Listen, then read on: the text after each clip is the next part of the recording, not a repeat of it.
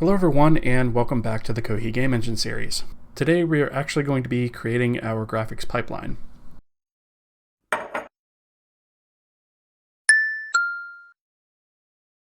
But before we do, I would like to take a quick second and thank the supporters of the channel, beginning with our partners, Eearslya, Wensheng, Caden, and Patrick. They are the partners of the channel, which is the highest tier of support for the channel, so thank you very much for that. And I would also like to thank all the other supporters listed here on the screen. Your support is very much appreciated, so thank you for that. If you're interested in supporting the channel, you can find links in the description to YouTube memberships, as well as my Patreon page, which is patreon.com/Travis Vroman. Before we jump into that though, there is one minor thing that I would like to enhance with our logger. So in the last video, we actually added our file system, which was a component that we were missing to be able to actually write out our logging files. So writing out your logs to a file is a great way to be able to debug crashes. So if you're running the application and for some reason it just crashes on you, it's one way to be able to debug the application. So particularly if you're not running in debug mode, you might want to actually be able to examine your log file. So we're going to go ahead and put that in real quick. It's actually pretty straightforward, so let's go ahead and knock it out real quick. First thing we're going to do is we are going to include platform file system.h. And next, in the log system state, we're going to get rid of this rubbish initialized property because we don't actually need it or use it. So that is going to go bye-bye. And we are going to instead create a new file or wipe an existing file if it exists, our log file. Okay, so we're just going to say file system open, and we're going to call this console.log. We're going to use the .log extension so that VS Code can actually pick up on some highlighting for that. It is not going to be in binary mode. It is only going to be in write mode. And we are just going to store this in the log file handle. And if for some reason we cannot do this, that indicates some problem that we actually need to investigate and fix at the engine level or at the file system level. And so we are actually going to abort the logging initialization if we cannot write that file. Okay. All right. So one other thing that we are going to need the ability to do is we are going to need the ability to append to a log file. So I'm just going to put a private method in here where we have a message that is passed in. And so if we have a state pointer and the handle to the log file is valid, then we are going to basically take the length of the string and we are going to write to that log file. And we are going to report if for some reason we can't write to the file. We're going to report to the console that there's been an error writing to that. But basically this is just a way for us to be able to quickly and easily write to the log file. So now that we have that in place, we just need to hook up this method. And all that entails is just going to the end of log output and tacking that at the bottom. So all we do is just append to the log file the out message that we've already built here. And that should be it.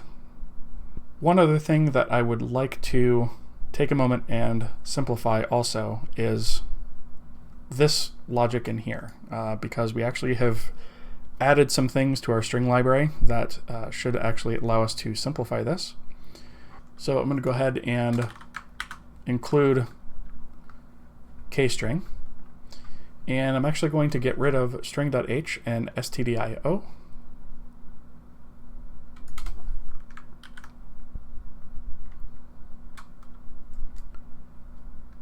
And I'm basically going to replace this chunk of code with something a little bit simpler and honestly better commented. So one note I'm putting in here is a to-do. So string operations are generally pretty slow. So one thing that we need to do eventually is split this out to a different thread once we have threading available. But I want to take advantage of our string format capabilities and go ahead and utilize those instead. So this is just a little bit cleaner in terms of our actual ability to log. Okay. Great. So now that that is done, we can go ahead and move on. So let's just really quickly build. And it looks like we have... So it looks like I did not include memory. I need to include K memory as well.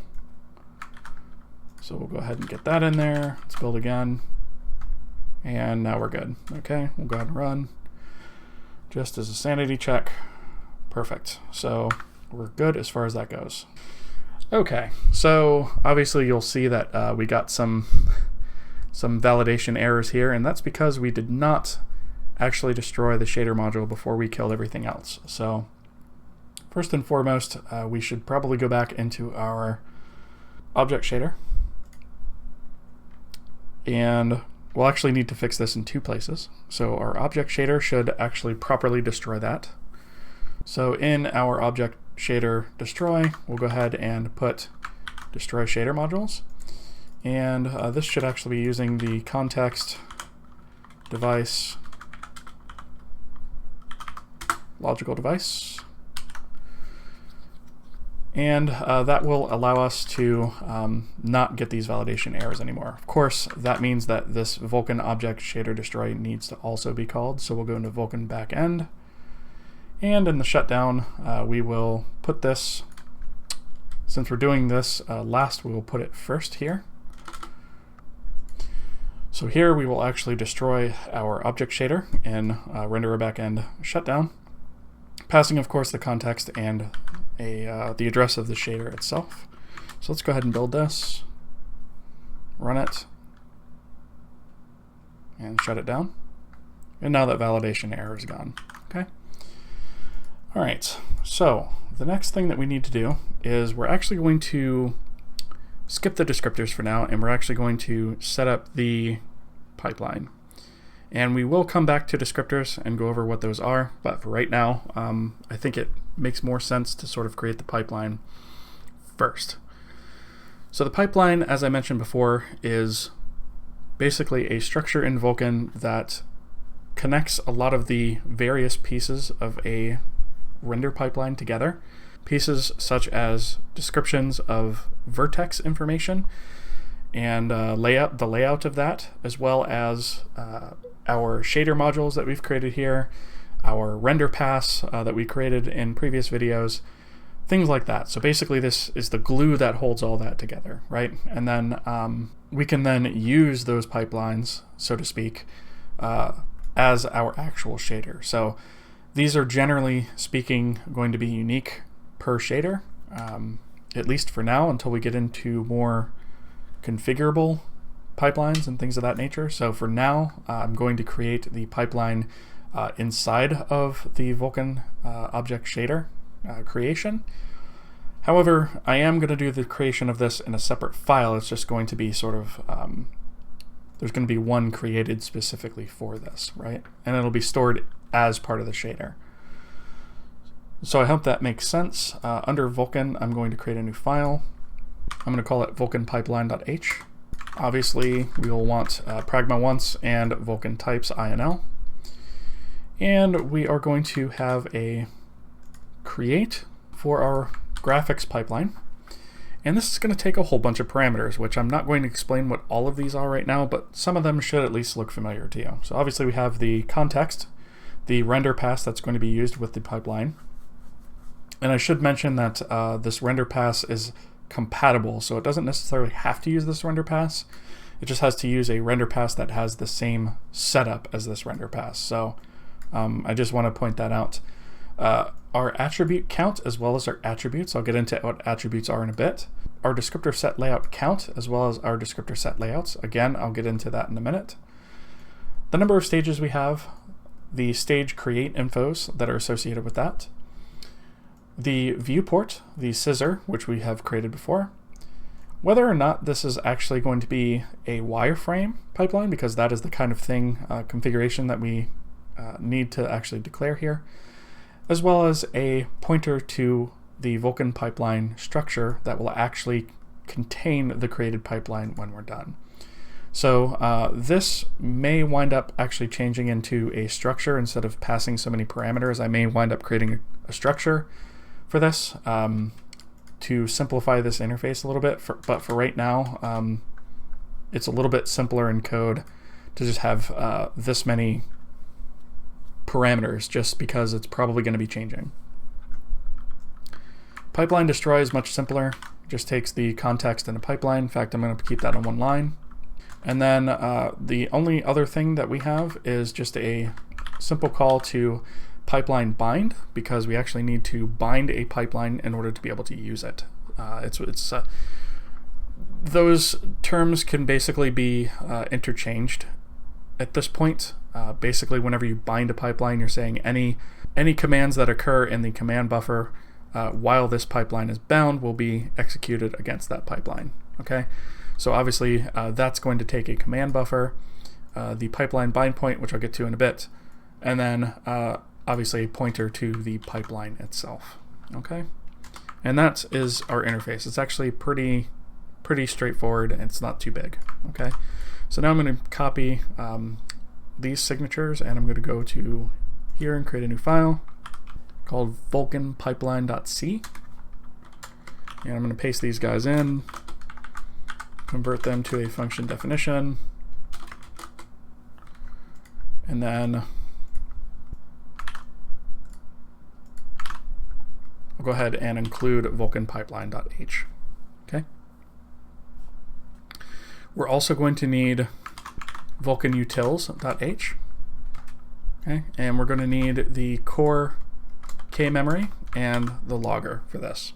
Okay, so our Vulkan Graphics pipeline create is basically going to return true if successful, otherwise false.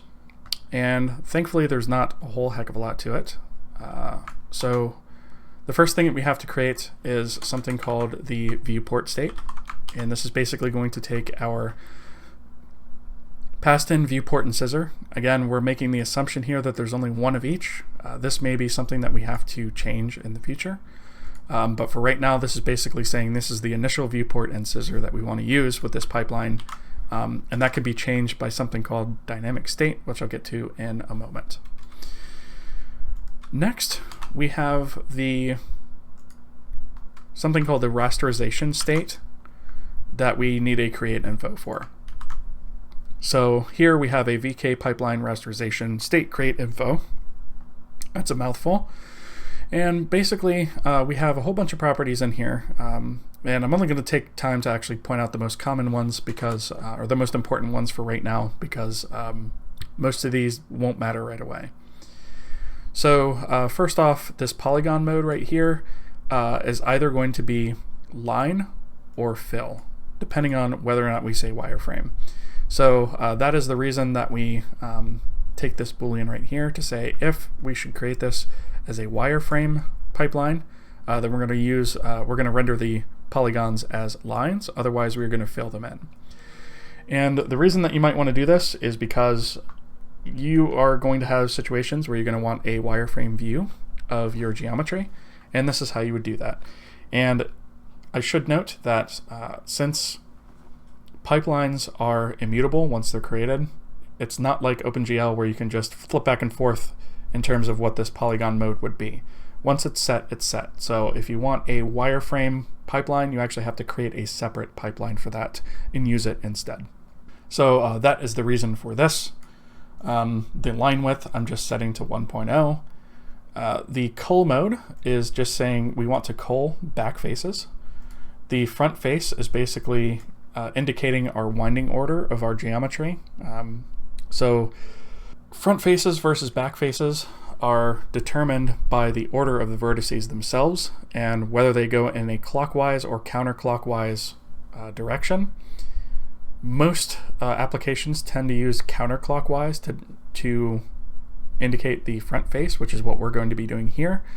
So if I were to flip this to clockwise, then it would actually cull the front faces, or what appears to be the front faces, because the winding order is reversed. So if you guys ever run into issues with your geometry sort of rendering inside out or backwards, it may have to do with this, right? Also, we could, if we wanted to disable backface culling, we could set this to disable that. But for right now, we actually want to disable backfaces, which means we don't want to see the backside of geometry. We don't want to render that. As far as the rest of this stuff, it's not really important for the time being. I just set it explicitly here just so that we can come in and change it later on. So I am going to move on. The next thing that we need to configure is multi-sampling. Multi-sampling is not something that we're going to be using right off the bat, so I've set some defaults here to say we're just going to use a single sample, and that is basically it. Multi-sampling is something we'll probably come back to, but for now it's not something I'm going to implement. Depth and stencil testing is another thing, so we are actually going to enable depth testing, and we're also going to enable writing to the depth buffer. And then this is our depth compare op. So basically this is saying when we compare two different depths, what is the comparison that we want to use? Do we want to use less than or greater than or equal? There's a bunch of different operations on this. It's basically determining what gets clipped when you're doing depth testing. Okay, and we are not using stencil testing right now, so I've gone ahead and set that to false. So the next thing is something called color blend attachment state, and this has to do with the way that colors are actually written to the image, right? And so these are the various blending modes to handle alpha, and we'll come back to these when we actually start handling alpha transparency. But this setup will actually allow us to use alpha transparency when we get to that stage. So I'll double back at that point and describe what all these things are. And also our color write mask indicates what channels we actually want to write. And so in this case we want R, G, B, and A. Okay. So the next thing is our color blend state create info. So this basically just takes the attachments that we define here. Again, we only have one attachment. We're making that assumption right now. We may need to come back and revisit this later, but for right now, it's okay to make that assumption. All right, so the next thing I want to talk about really quickly is dynamic state. So as I mentioned before, pipelines are immutable. However, there are a few things within something called dynamic state that we can change on the fly. And viewport and scissor, as well as actually line width, are a few of those things. So we can actually change these properties by calling various Vulkan commands to set those things without having to recreate the pipeline. If we wanted to change something that is not part of the dynamic state, we would actually have to recreate that pipeline in order to actually do that. But since we have this dynamic state, this is how we're able to actually resize the window and not have to recreate this whole pipeline every time we do that. So dynamic state is actually a pretty useful thing. There are certain things that you can actually use for that. And viewport, scissor, and line width are going to be the three things that we're going to use right off the bat for that. There are more, but those are the main ones we're going to use for right now. Dynamic state create info does pretty much what you think it might, where it takes basically this information here and jams it into a structure that tells the pipeline how that stuff is going to be used. Now, the next thing that we're going to create is something called our vertex input, and we haven't really touched on vertexes too much. And as we can see, we have a type here we have not defined.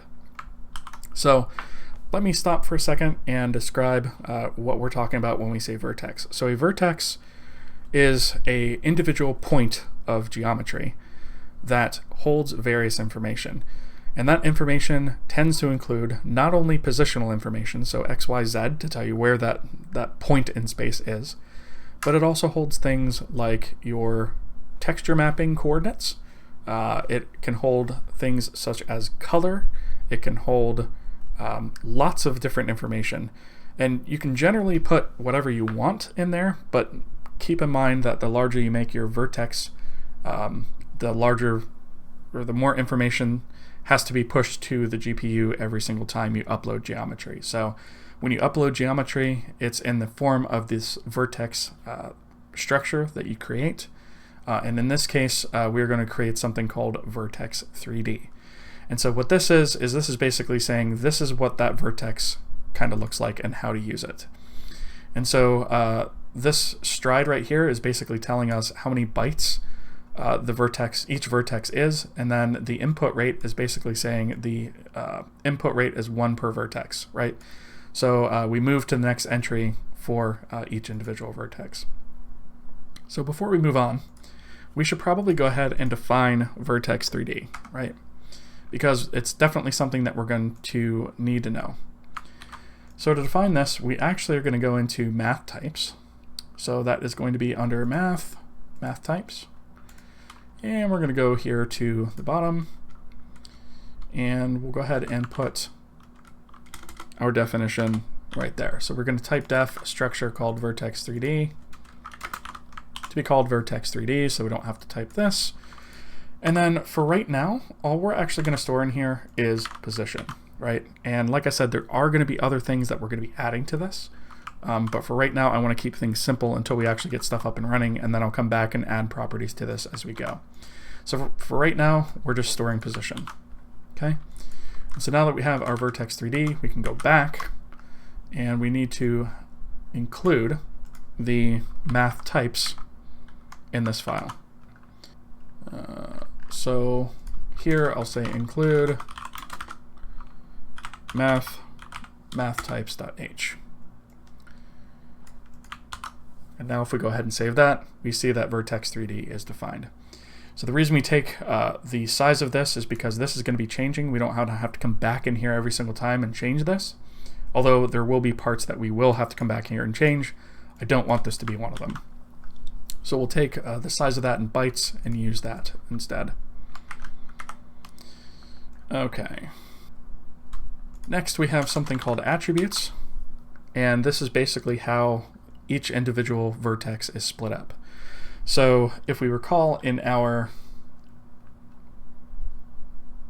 vertex shader here, actually let me open the one here. We have this layout, location, 0, in, vec3, and position. This is actually an attribute. So what we are saying here is the location 0 equals 0 is basically saying this is the first attribute, and it is of type vector3. So the shader actually knows how to interpret that. So every time we add an attribute, we are going to be adding one of these things. And an attribute is loaded as part of a vertex. So this is just a way for us to be able to split these things up programmatically so that the shader actually knows what it's dealing with, right? And so we're actually going to be including an attribute count as well as attributes listing to say how this guy is actually split up. Okay, and we should probably make this guy configurable too, but for right now I'm not going to worry about it. Okay, so that is what attributes are on a high level and how they're used. Okay, so the next thing is we have to define input assembly, and that is basically what takes this information and assembles it into a form that the vertex shader can then use.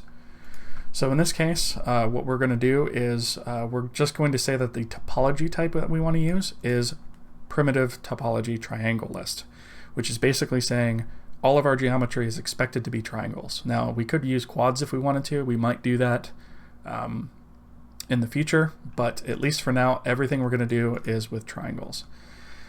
Okay, and then our pipeline layout is basically going to start off by just setting the VK structure type and zeroing out the rest. The next thing that we're going to do is we are going to utilize something called descriptor sets, or at least the layouts of that. And I'll come back to this, but this basically has to do with something called uniforms, which are various parameters that we can pass to our program that are not necessarily vertex specific, but that can be passed in to give us additional information that we need for the render. Okay, and so what we wind up with is all of this information that we take here winds up being part of a pipeline layout. So this here determines what the format of our pipeline will be. So the next logical step is to call VK create pipeline layout. And we basically just pass all of the stuff that we just wound up actually creating. So Our pipeline layout create info here is basically the glue that holds all that stuff together, okay? And so we create that, and then we actually create our pipeline itself below here, starting off with a create info, just as you do for a lot of other things in Vulkan. And so here is where we pass things like what the stage count is, what those individual stages are, the vertex input, the input assembly state. So all these other things that we created above, right? We are going to pass a bunch of other properties, such as our viewport state, our rasterization, multi-sample. So this is where all those pieces above are actually used. And then tessellation state we're actually not using, so I'm just hard coding that to 0 just to be explicit about it. And then the pipeline layout we're going to use is the layout that we just defined here, right? So we create this there, use it here. And then we are going to add a couple more things to this. So we have the render pass, which is passed in, to us. Any subpasses that we use, we're not using subpasses just yet. And then we don't have base pipelines or base pipeline indices, so we're just sort of nulling that out, okay? And so at this point, we're finally ready to create our pipeline. And this just is a call to VK create graphics pipelines. You'll note that this is plural because you can create more than one.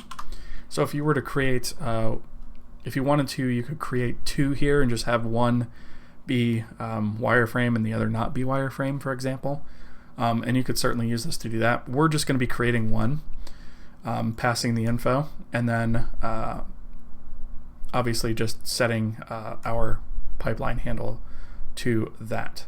So we're going to take the result of that, and we are going to double check it against success. And if it is a success, then we're going to go ahead and return true. If for some reason we have an error, we are actually going to bleat about that here, saying we failed and then with what error, and get the Vulkan error string here. Okay? And that is all there is in terms of actual pipeline creation. It's more just filling out structs than anything else. There's not really much, if any, logic in here. So the only other thing that we really need to fill out is the destroy, which I'm actually just going to kind of plop in here all at once because it's pretty straightforward stuff.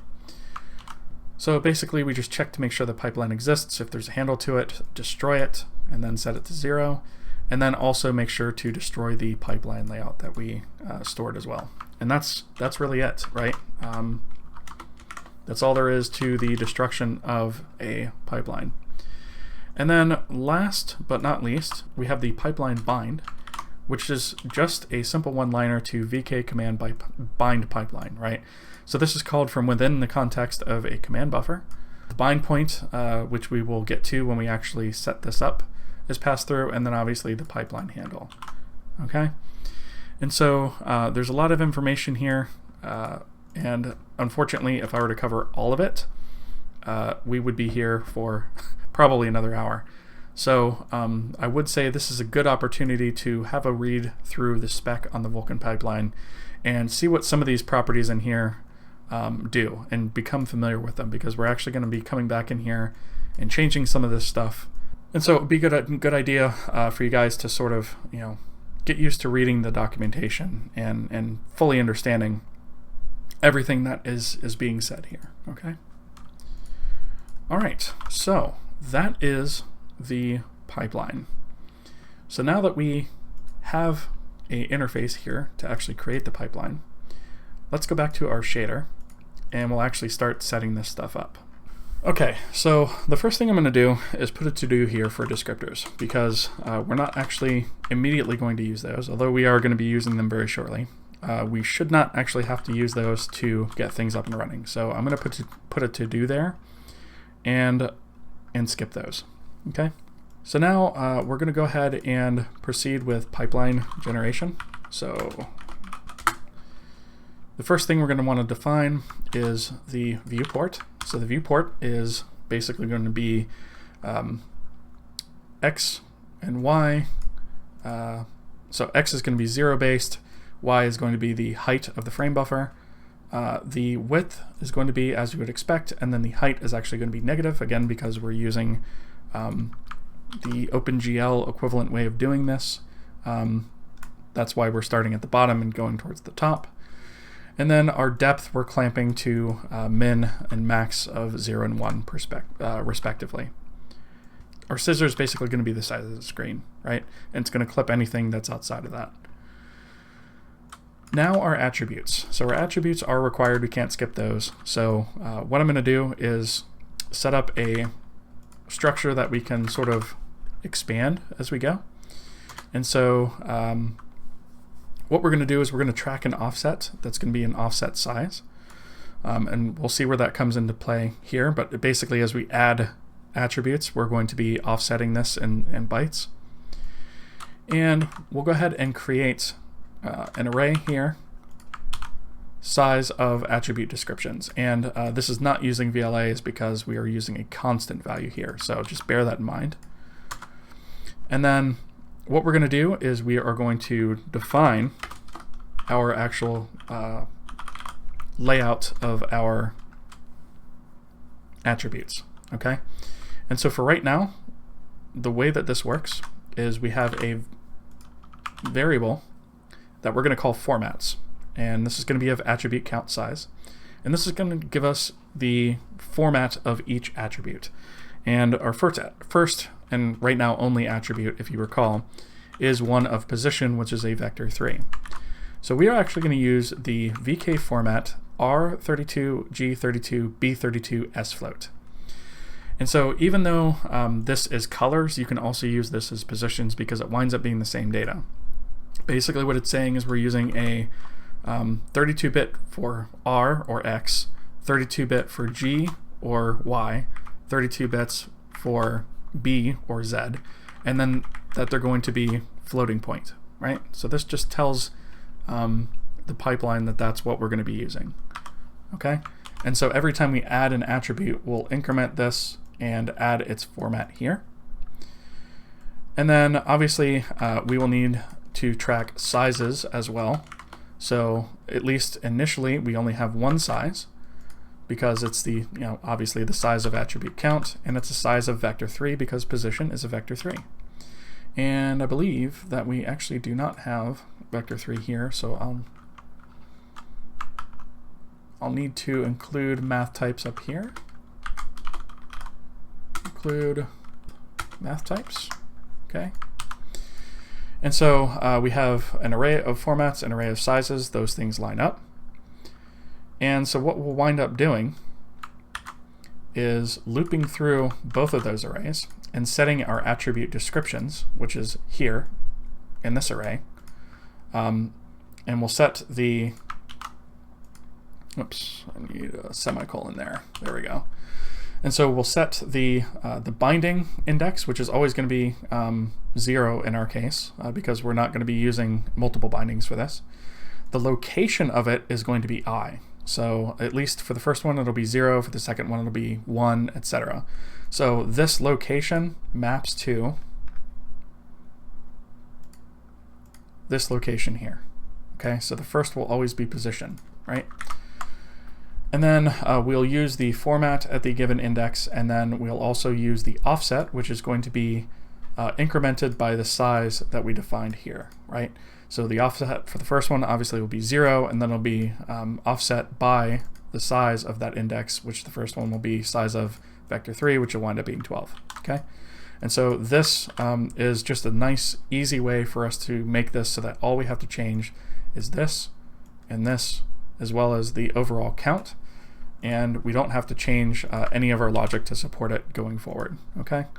So it's kind of configurable, kind of not. We'll probably wind up making something a little bit more flexible than this in the future, but for right now, this will simplify things for us for the time being. Okay, so the next thing that we need to do is we need to set up our stages. And our stages are just going to be pipeline shader stage create info, right? And in this case, it's going to be 2 because our object shader stage count is 2. So to be safe, we're just going to zero out that entire thing. and then we're going to loop through each stage and copy over the S-type as well as the shader create info, right?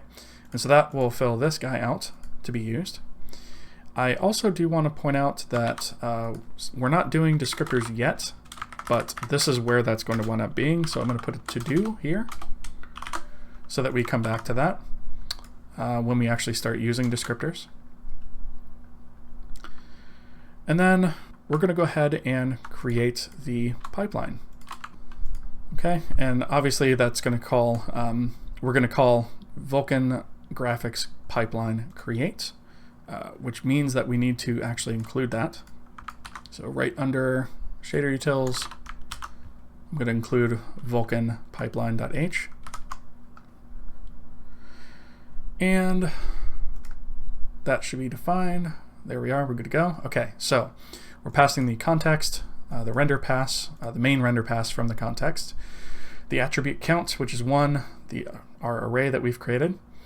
Our next thing that we're gonna that this is looking for is the descriptor set layout, or descriptor set layout count and descriptor set layouts array.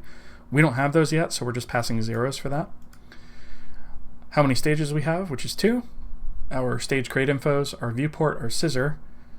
We're passing in false for is wireframe for right now because we don't want wireframe, and then a pointer to hold the created pipeline. Okay. All right. So all of this to create our pipeline. So what I'm going to do is I'm going to set a breakpoint here, and I'm going to go ahead and build. And it looks like we had a warning. Let me just verify this. Looks like we forgot to include k-memory in our object shader. I thought I already got that. Nope, I didn't. Okay. So I'll include core k-memory, build again, and no errors. Okay. So let's go ahead and run. And we'll go ahead and check our pipeline creation. So I'm just going to actually skip over all this assignment here and come down here to our pipeline layout, right? So I will go ahead and run this. Okay, we didn't assert there, so we're good. And I'll skip over these things. And here, our result for our create pipelines. We'll go ahead and skip over that. Our result is VK success, so we have wired up everything as needed. And we do not have any validation errors here, so that's also a good sign. And that means that our graphics pipeline is created and we're good to go. So that means that we can go ahead and let this run. And again, we're not going to see sort of anything actually appearing just yet on the screen, but we are getting there. However, it looks like we have forgotten to destroy something. So destroy device. We did not call our pipeline destroy. So let me go ahead and wire that up. So that is going to be an object shader.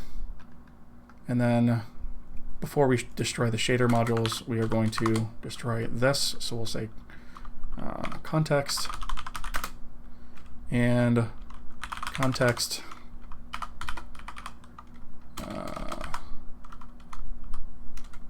say context and then shader